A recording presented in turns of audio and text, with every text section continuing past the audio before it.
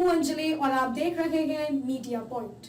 तो आइए शुरुआत करते हैं आज की प्रमुख खबर से। हरदोई में बीजेपी के राज्यसभा सांसद अशोक बाजपाई ज्ञानवापी को लेकर कहा, मुस्लिम पक्ष को उससे स्वेच्छा से अलग हो जाना चाहिए। उत्तर प्रदेश के हरदोई जिले में आज हरदोई रेलवे स्टेशन के नए भवन निर्माण के शिलान्यास के मौके पर शिलान्यास समारोह में पहुंचे भारतीय जनता पार्टी के राज्यसभा सदस्य डॉक्टर अशोक बाजपाई ने कांग्रेस नेता उदित राज के बयान को लेकर पलटवार करते हुए उन्हें मानसिक विक्षिप्त बताया है। वहीं उन्होंने ज्ञानवापी मस्जिद को लेकर चल रहे एएसआई सर्वे का स्वागत करते हुए मुस्लिम पक्ष से अपील की है कि उन्हें इस पर सुरक्षा से दावा छोड़ देना चाहिए, यह उनके लिए सम्मानजनक होगा।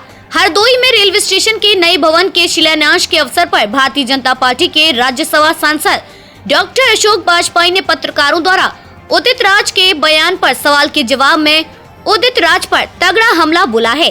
कांग्रेस नेता उदित राज का बयान आया है कि आईएसआई पाकिस्तान के लोकतंत्र को नियंत्रित करती है और भारत में सीबीआई, ईडी और इनकम टैक्स नियंत्रित कर रही है, जिसको चाहती नहीं रहने नहीं देती, छापेमारी करती है और फिर लोग बीजेपी में शामिल हो जाते हैं।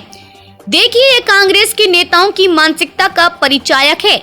यह बयान जो उदित राज ने दिया है, मैं नहीं समझता हूँ कि कोई सामान्य मस्तिष्क का व्यक्ति इस तरह का बयान देगा। विक्षिप्त व्यक्ति ही इस तरह का बयान देने का काम करेगा।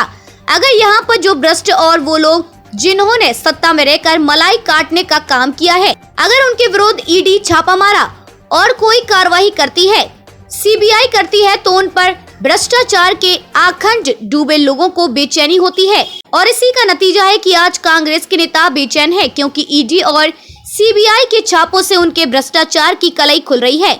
उनके काले चिट्टे सामने आ रहे हैं। लाखों करोड़ों के जो उन्होंने घोटाले किए थे, उनका खुलासा हो रहा है। इसलिए आज उदित राज और तमाम कांग्रेसी नेताओं को बेचैनी हो रही है। भारतीय जनता पार्टी की सरकार ने जिस तरह से देश को उन ऊंचाइयों को पहुंचाने का काम किया है, आज सारी दुनिया भारत की, चाहे अर्थव्यवस्था और चाहे सामरिक व्यवस्था हो, हर क्षेत्र में भारत का लोहा मानने का काम कर रही है।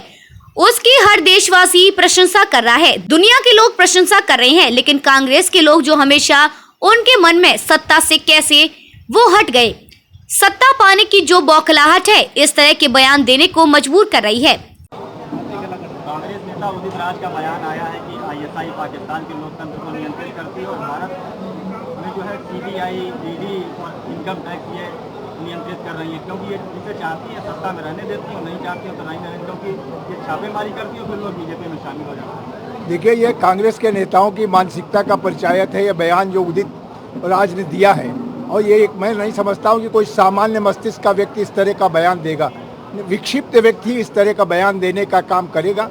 अगर यहाँ पर जो भ्रष्ट और वो लोग जिन्होंने सत्ता में रहकर मलाई काटने का काम किया है, जनता की गाढ़ी कमाई को लूटने का काम किया, अगर उनके विरुद्ध ईडी छापामार या कोई कार्रवाई करती, सीबीआई करती है, तो उन भ्रष्टाचार से आकंठ डूबे लोगों को बेचैनी होती है। और इसी का नतीजा है आज कांग्रेस के नेता बेचैन हैं, क्यों ईडी के और सीबीआई के छापों से उनको उनके जो भ्रष्टाचार की कलई खुल रही है, उनके काले चिट्ठे सामने आ रहे हैं। लाखों करोड़ के जो उन्होंने घोटाले किए थे, उनका खुलासा हो रहा है। इसलिए आज उदित राज और तमाम कांग्रेसी नेताओं को बेचैनी हो रही है।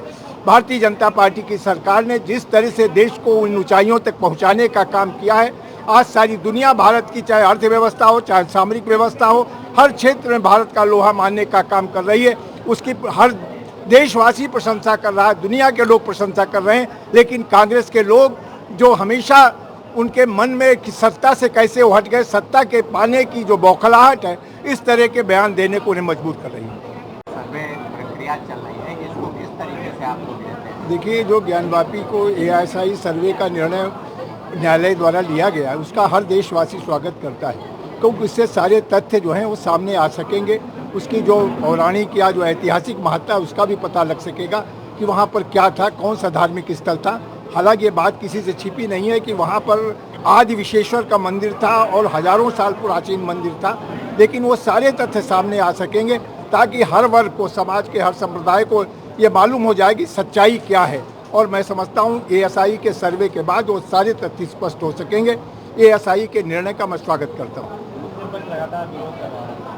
लगातार विरोध कर रहा है। देखिए, मैं समझता हूं कि मुस्लिम पक्ष को भी इसका विरोध नहीं करना चाहिए, क्योंकि माननीय सर्वोच्च न्यायालय से निर्णय हुआ है और इसमें सही सच्चाई सामने आ जाएगी तो उनको भी यह महसूस हो जाएगा कि वहाँ पर क्या था। वहाँ पर अगर आज विश्वेश्वर का मंदिर था तो उनको स्वेच्छा से उससे अपने को अलग कर लेना चाहिए और ये मैं समझता हूँ ये उनके लिए ज़्यादा ग्रेसफुल और सम्मानजनक होगा।